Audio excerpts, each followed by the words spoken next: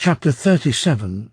As has been said, Zhu Shu hastened to the capital. When Cao Cao knew Zhu Shu had arrived, he sent two of his confidants, Zhan Yu and Cheng Yu, to receive the newcomer at the city gate, and so Zhu Shu was led first to the Prime Minister's palace. "Why did such an illustrious scholar as you bow the knee to Liu Bei?" said Cao Cao. "I am young, and I fled to avoid the results of certain escapades. I spent some time as a wanderer, and so came to Zinai, where I became good friends with him. But my mother is here, and when I thought of all her affection, I could no longer remain absent. Now you will be able to take care of your mother at all times, and I may have the privilege of receiving your instructions." Zhu Shu then took his leave and hastened to his mother's dwelling. Weeping with emotion, he made his obeisance to her at the door of her room. But she was greatly surprised to see him, and said, "What have you come here for?" "I was at Zinai in the service of Liu Bei of Yuzhou when I received your letter. I came immediately." His mother suddenly grew very angry.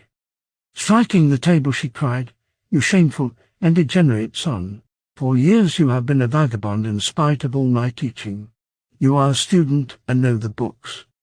You must then know that loyalty and filial piety are often opposed. Did you not recognize in Cao Cao a traitor, a man who flouts his king and insults the mighty ones? Did you not see that Liu Bei was virtuous and upright, as all the world knows? Moreover, he is of the house of Han, and when you were with him you were serving a fitting master.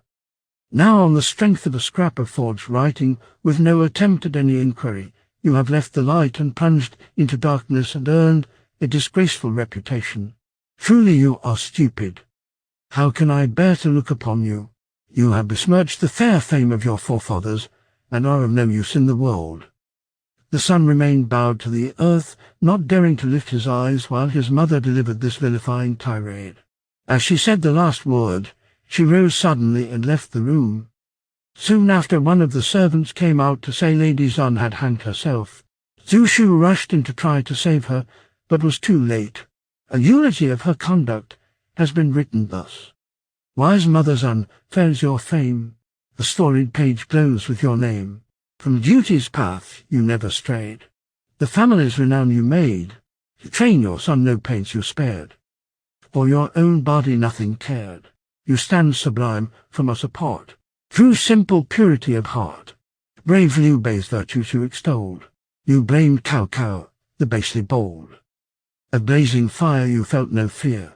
You blenched not when the sword came near, but dreaded lest a wilful son should dim the fame his fathers won. Yes, Mother Zhan was of one mould, with famous heroes of old, who never shrank from injury, and even were content to die. Fair meed of praise while still alive was yours, and ever will survive. Hail, Mother Zhan, your memory, while time rolls on, shall never." At sight of his mother dead, Zhu Shu fell in a swoon, and only recovered consciousness after a long time. By and by Cao Cao heard of it and sent mourning gifts, and in due course went in person to condole and sacrifice. The body was interred on the south of the capital, and the dead woman's unhappy son kept vigil at her tomb. He steadily rejected all gifts from Cao Cao. At that time Cao Cao was contemplating an attack on the south. His advisers and you dissuaded him, saying, "The winter is not favourable for this campaign. My lord should await milder weather." And Cao Cao yielded. But he began to prepare, and led the river Jiang's waters aside to form a lake, which he called the Aquamarine Lake, where he could accustom his soldiers to fight on the water. As has been said, Liu Bei prepared gifts to offer to Zhu Jiang on his visit. One day his servants announced a stranger of extraordinary appearance, wearing a lofty headdress and a wide belt. "Surely this is he," said Liu Bei, and hastily arranging his dress, he went to welcome the visitor. But the first glance showed him that it was the recluse of the mountains, Sima Hui. However, Liu Bei was glad to see him, and led him into the inner apartment, as he would an old friend. There Liu Bei conducted him to the seat of honour, and made his obeisance, saying, "Since leaving you that day in the mountains, I have been overwhelmed with military preparations, and so have failed to visit you as courtesy demanded. Now that the brightness has descended upon me, I hope this dereliction of duty may be pardoned. I hear Zhu Shu is here. I have come expressly to see him, replied Walter Mira bluntly. He has lately left for Zucheng. A messenger came with a letter telling of the imprisonment of his mother. Then he has just fallen into Cao Cao's trap, for the letter was a forgery. I have known his mother to be a very noble woman. Even if she were imprisoned by Cao Cao, she would not summon her son like that. Certainly the letter was a forgery. If the son did not go, the mother would be safe. If he went, she would be a dead woman. But how? Asked Liu Bei, dismayed. She is a woman of the highest principles, who would be greatly mortified at the sight of her son under such conditions. Liu Bei said, just as your friend was leaving, he mentioned the name of a certain Zhu Zliang. What think you of him? Walter Mira laughed, saying if Zhu Shu wanted to go, he was free to go. But why did he want to provoke Zhu Zliang into coming out and showing compassion for someone else? Why do you speak like that? Asked Liu Bei. He replied, 5 persons, Zhu Zliang of Nanyang, Qiu Zhuping of Bowling, Shi Guangyun of Yinchuan, Men Gongwei of Runnan, and Zhu Shu of Yinchuan were the closest of friends. They formed a little coterie devoted to meditation on essential refinement. Only Zhu Zliang arrived at a perception of its meaning. He used to sit among them with his arms about his knees, muttering, and then pointing to his companions, he would say, you gentlemen would become governors and protectors if you were in official life. When they asked him what was his ambition, he would only smile, and always compared himself with the great ancient scholars Guanzhong and Yuyi. No one could gauge his talents. How comes it that Yinchuan produces so many able humans? Said Liu Bei. That old astrologer Yin Tu used to say that the stars clustered thick over the region, and so there were many wise people. Now Guan Yu was there. When he heard Zhu Zliang so highly praised, he said Guanzhong and Yuyi are the 2 most famous leaders mentioned in the spring and autumn and the warring states periods. They well overtop the rest of humankind. Is it not a little too much to say that Zhu Zliang compares with these 2? In my opinion, he should not be compared with these 2, but rather with 2 others, said Walter Mira. Who are these 2? Asked Guan Yu. One of them is Lu Wang, who laid the foundations of the Zhou dynasty so firmly that it lasted 800 years, and the other Zhang Liang, who made the Han glorious for 4 centuries. Before the surprise called forth by this startling statement had subsided, Walter Mira walked down the steps and took his leave. Liu Bei would have kept him if he could, but he was obdurate. As he stalked proudly away, he threw up his head and said, the sleeping dragon has found his lord. He has not been born at the right time. It is a pity. What a wise hermit, was Liu Bei's comment. Soon after, the 3 brothers set out to find the abode of the wise man. When they drew near the sleeping dragon ridge, they saw a number of peasants in a field hoeing up the weeds, and as they worked they sang, the earth is a checkered board, and the sky hangs over all. Under it humans are contending. Some rise, but a many fall. For those who succeed, this is well. But for those who go under rough, there's a dozing dragon hard by. But his sleep is not deep enough. Liu Bei and his brothers stopped to listen to the song, and calling up one of the peasants, asked who made it. It was made by Master Sleeping Dragon, said the labourer. Then he lives hereabout. Where? South of this hill there's a ridge called the Sleeping Dragon, and close by is a sparse wood. In it stands a modest cottage. That is where Master Zhu Zliang takes his repose. Liu Bei thanked him, and the party rode on. Soon they came to the ridge most aptly named, for indeed it lay wrapped in an atmosphere of calm beauty. A poet wrote of it thus, not far from Xianyang, there stands clear cut against the sky a lofty ridge, and at its foot a gentle stream goes gliding by, the contour curving up and down. Although by resting cloud it's moored, arrests the eye, and here and there the flank by waterfalls is scarred, there like a sleeping dragon coiled, or phoenix hid among thick pines. You see, secure from prying eyes, a cot rebuilt on rustic lines. The rough-joined doors pushed by the wind swing idly open and disclose the greatest genius of the world, enjoying still his calm repose. The air is full of woodland scents. Around hedgerows trim and green, close growing into cross bamboos. Replace the painted doorway screen, but look within and books you see, by every couch, near every chair. And you may guess that common persons are very seldom welcome there. The hut seems far from human ken, so far one might expect to find wild forest denizens there trained to serve in place of humankind. Without a hoary crane might stand as warden of the outer gate, within a long-armed gibbon come to offer fruit upon a plate, but enter their refinement reigns. Brocaded silk the lutes protect, and burnished weapons on the walls the green of pines outside reflect, for he who dwells within that hut is talented beyond compare. Although he lives the simple life, and harvest seems his only care, he waits until the thunderous call shall bid him wake nor sleep again. Then will he forth, and at his word peace over all the land shall reign. Liu Bei soon arrived at the door of the retreat, dismounted, and knocked at the rough door of the cottage. A youth appeared and asked what he wanted. Liu Bei replied, "I am Liu Bei, general of the Han dynasty, lord of Yicheng, imperial protector of Yuzhou, and uncle of the emperor. I am come to salute the master." "I cannot remember so many titles," said the lad. "Then simply say that Liu Bei has come to inquire after him. The master left this morning early. Whither has he gone? His movements are very uncertain. I do not know whither he has gone. When will he return? That also is uncertain. Perhaps in 3 days, perhaps in 10. The disappointment was keen. Let us go back, since we cannot see him," said Zhang Fei. "Wait a little time," said Liu Bei. "It would be better to return," said Guan Yu. "Then we might send to find out when this man had come back." So Liu Bei agreed, first saying to the boy, "When the master returns, tell him that Liu Bei has been here." They rode away for some miles. Presently Liu Bei stopped and looked back at the surroundings of the little cottage in the wood. The mountains were picturesque rather than grand, the water clear rather than profound, the plain was level rather than extensive, the woods luxuriant rather than thick. Gibbons ranged through the trees and cranes waded in the shallow water.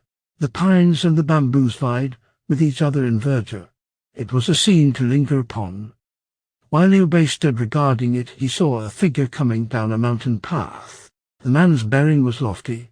He was handsome and dignified. He wore a comfortable-looking bonnet on his head, and a black robe hung about his figure in easy folds. He used a staff to help him down the steep path. "Surely that is he," said Liu Bei.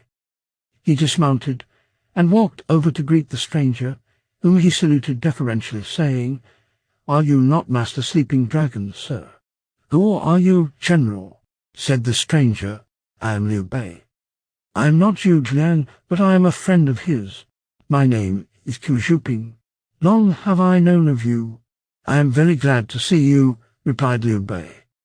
"And now I pray you be seated just where we are, and let me receive your instruction." The 2 men sat down in the wood on a stone, and the 2 brothers ranged themselves by Liu Bei's side.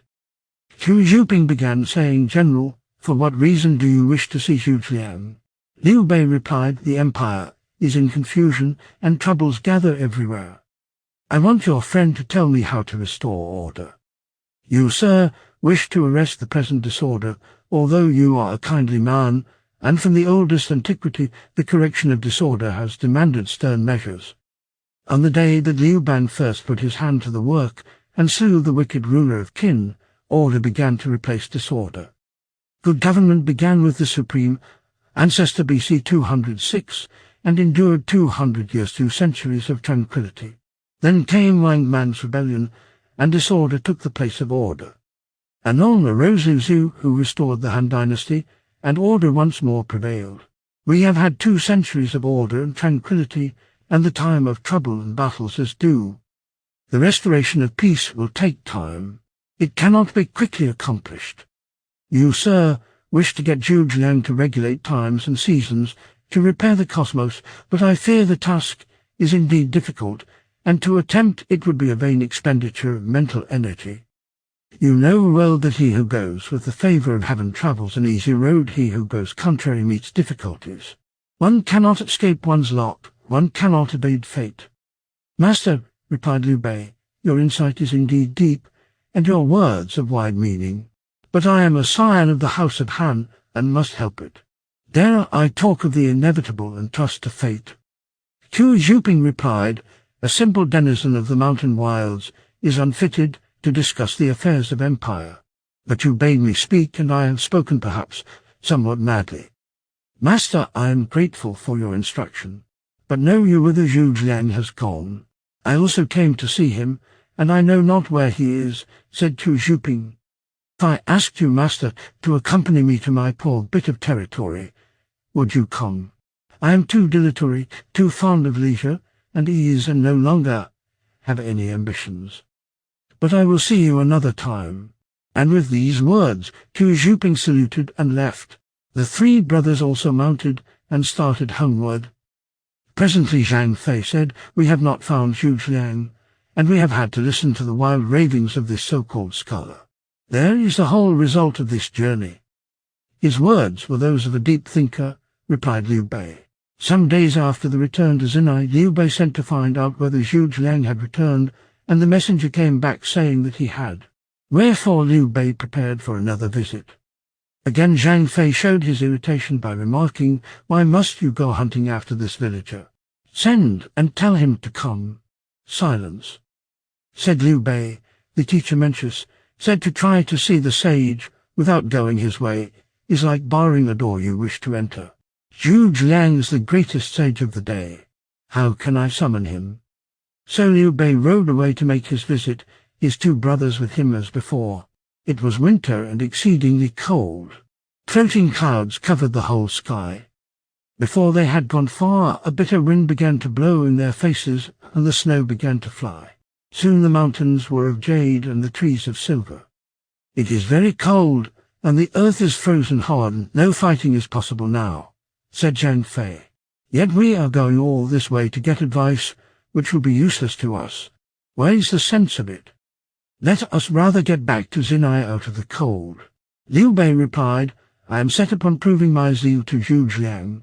But if you, my brother, do not like the cold, you can return. I do not fear death. Do you think I care for the cold? But I do care about wasting my brother's energies, said Zhang Fei. Say no more, said Liu Bei, and they travelled on. When they drew near the little wood, they heard singing in a roadside inn, and stopped to listen.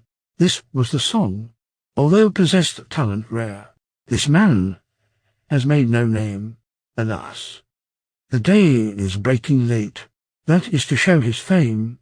O friends, you know the Luwang's tale. The aged man constrained to leave his cottage by the sea, to follow in the prince's train. His counsellor to be 800 feudal chieftains met, who came with one accord. The Happy Omen, that white fish that leapt the boat aboard, the gory field in distant wilds, whence flowed a crimson tide, and him acknowledged chief in war, whose virtues none deny. That Zhang Liang, a gay young rustic, fond of wine, who left his native place, and went to serve so faithfully, the man of handsome face, and one who spoke of ruling chiefs, in tones so bold and free, but sitting at the festive board, was full of courtesy, and one that was he who laid in dust walled cities near fourscore. But humans of doughty deeds like these on earth are seen no more. Now had these humans not found their Lord, would they be known to fame? Yet having found, they served him well, and so achieved a name. The song ended, the singer's companion tapping the table sang, we had a famous founder, who drew his shining sword, cleansed all the land within the seas, and made himself its lord. In time his son succeeded him, and so from son to son, the lordship passed, held firm until 400 years had run. Then dawned their weaklier sons. The fiery virtue failed. Then ministers betrayed their trust. Court intrigues vile prevailed. The omens came, a serpent, coiled on the dragon throne. While in the whole of audience, and holy halos shone, no bandits swarm in all the land, and noble strives with chief, the common people sore perplexed, can nowhere find relief. Let's drown our sorrows in the cup, be happy while we may. Let those who wish run after fame, that is to last for aye. The two men laughed loud and clapped their hands as the second singer ceased. Liu Bei thoughtful, surely the longed-for sage was there, so he dismounted and entered the inn. He saw the two merrymakers sitting opposite each other at a table. One was pale with a long beard, the other had a strikingly refined face. Liu Bei saluted them and said, "Which of you is Master Sleeping Dragon?" "Who are you, sir?" asked the long-bearded one. "What business have you with Sleeping Dragon?" "I am Liu Bei. I want to inquire of him on how to restore tranquility to the world." "Well, neither of us is your man, but we are friends of his. My name is Shi Guangyun, and my friend here is Men Gongwei." "I know you both by reputation," said Liu Bei gladly. "I am indeed fortunate to meet you in this haphazard way. Will you not come to Sleeping Dragon's retreat and talk for a time? I have horses here for you. We idle folks of the wilds know nothing of tranquilizing states. Please do not trouble to ask. Pray mount again and continue searching Sleeping Dragon." So he remounted and went his way. He reached the little cottage, dismounted, and tapped at the door. The same lad answered his knock, and he asked whether the master had returned. "He is in his room reading," said the boy. Joyful indeed was Liu Bei as he followed the lad in. In front of the middle door he saw written this pair of scrolls: "By purity inspire the inclination, by repose affect the distant." As Liu Bei was looking at this couplet, he heard someone singing in a subdued voice and stopped by the door to peep in. He saw a young man close to a charcoal brazier, hugging his knees while he sang. "The phoenix dies high, oh, and only will perch on a magnolia tree. The scholar is hidden, oh, till his lord appear he can patient be. He tills his fields, oh, he is well content and loves his home. He awaits his day, oh, his books and his lute to leave and roam." As the song ended, Liu Bei advanced and saluted, saying, "Master, long have I yearned for you, but have found it impossible to salute you. Lately Water Mirror spoke of you, and I hastened to your dwelling, only to come away disappointed. This time I have braved the elements and come again, and my reward is here.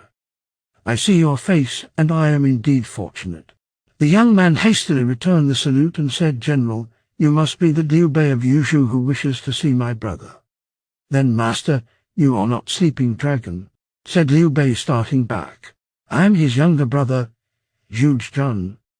He has another elder brother, Zhuge Jin now, with Sun Quan in the Southland as a counselor. Zhuge Liang is the second of our family. Is your brother at home?" "Only yesterday he arranged to go a jaunt with Tu Zhuping. Whither have they gone? Who can say? They may take a boat and sail away among the lakes, or go to gossip with the priests in some remote mountain temple, or wander off to visit a friend in some faraway village, or be sitting in some cave with a lute or a chessboard. Their goings and comings are uncertain, and nobody can guess at them. What very poor luck have I! Twice have I failed to meet the great sage. Pray sit a few moments and let me offer you some tea." "Brother, since the master is not here, I pray you remount and go," said Zhang Fei. "Since I am here, why not a little talk before we go home again?" said Liu Bei. Then turning to his host he continued, "Can you tell me if your worthy brother is skilled in strategy and studies works or more?" "I do not know," grumbled Zhang Fei. "The wind and snow are getting worse. We ought to go back." Liu Bei turned on him angrily and told him to stop. "Zhuge Jun said, since my brother is absent, I will not presume to detain you longer. I will return your call soon. Please do not take the trouble. In a few days I will come again. But if I could borrow paper and ink, I would leave a note to show your worthy brother that I am zealous and earnest." Zhuge Jun produced the 4 treasures of the scholar, and Liu Bei, thawing out the frozen brush between his lips, spread the sheet of delicate notepaper and wrote, Liu Bei has long admired your fame. He has visited your dwelling twice, but to his great regret he has gone empty away. He humbly remembers that he is a distant relative of the emperor, that he has undeservedly enjoyed fame and rank. When he sees the proper government wrested aside and replaced by pretense, the foundation of the state crumbling away, hordes of braves creating confusion in the country, an evil cabal behaving unseemly toward the rightful prince, then his heart and gall are torn to shreds. Though he has a real desire to assist, yet is he deficient in the needful skill.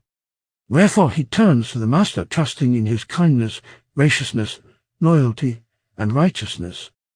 Would the master but use his talent equal to that of Lu Wang, and perform great deeds like Zhang Liang, then would the empire be happy, and the throne would be secure. This is written to tell you that, after purification of mind with fasting, and a body with fragrant baths, Liu Bei will come again to prostrate himself in your honored presence and receive enlightenment. The letter written and given to Zhuge Zhan, Liu Bei took his leave, exceedingly disappointed at this second failure. As he was mounting, he saw the serving lad waving his hand outside the hedge and heard him call out, "The old master is coming." Liu Bei looked and then saw a figure seated on a donkey leisurely jogging along over a bridge. The rider of the donkey wore a cap with long flaps down to his shoulders, and his body was wrapped in a fox fur robe. A youth followed him bearing a jar of wine. As he came through the snow he hummed a song. This is eve, the sky is overcast. The north wind comes with icy blast. Light snowflakes whirl down until a white pall covers dale and hill. Perhaps above the topmost sky, white dragons strive for mastery. The armor scales from their forms riven are scattered over the world wind-driven. Amid the storm there jogs along a simple wight who croons a song. O poor plum trees, the gale doth tear, your blossoms often leave you bare. Here at last is sleeping dragon, thought Liu Bei, hastily slipping out of the saddle. He saluted the donkey rider as he neared and said, "Master, it is hard to make way against this cold wind. I and my companions have been waiting long." The rider got off his donkey and returned the bow, while Zhuge Zhan from behind said, "This is not my brother. It is his father-in-law, Pinyin." Liu Bei said, "I chanced to hear the song you were singing. It is very beautiful." Pinyin replied, "It is a little poem I read in my son-in-law's house, and I recalled it as I crossed the bridge and saw the plum trees in the hedge. And so it happened to catch your ear, noble sir." "Have you seen your son-in-law lately?" asked Liu Bei. "That is just what I have come to do now." At this Liu Bei bade him farewell and went on his way. The storm was very grievous to bear, but worse than the storm was the grief in his heart as he looked back at Sleeping Dragon Ridge. One winter's day through snow and wind, a prince rode forth the sage to find. Alas, his journey was in vain, and sadly turned he home again. The stream stood still beneath the bridge, a sheet of ice draped rock and ridge, his steed benumbed with biting cold, but cold as he was stiff and old. The snowflakes on the rider's head were like pear blossoms newly shed, or like the willow catkins light. They brushed his cheek in headlong fright. He stayed his steed, he looked around. The snow lay thick on tree and mound. The Sleeping Dragon Ridge lay white, a hill of silver glistening bright. After the return to Zinai, the time slipped away till spring was near. Then Liu Bei cast lots to find the propitious day for another journey in search of Zhuge Liang. The day being selected, he fasted for 3 days and then changed his dress ready for the visit. His 2 brothers viewed the preparations with disapproval and presently made up their minds to remonstrate. The sage and the fighting generals never agree. A warrior despises humility. The next chapter will tell what they said.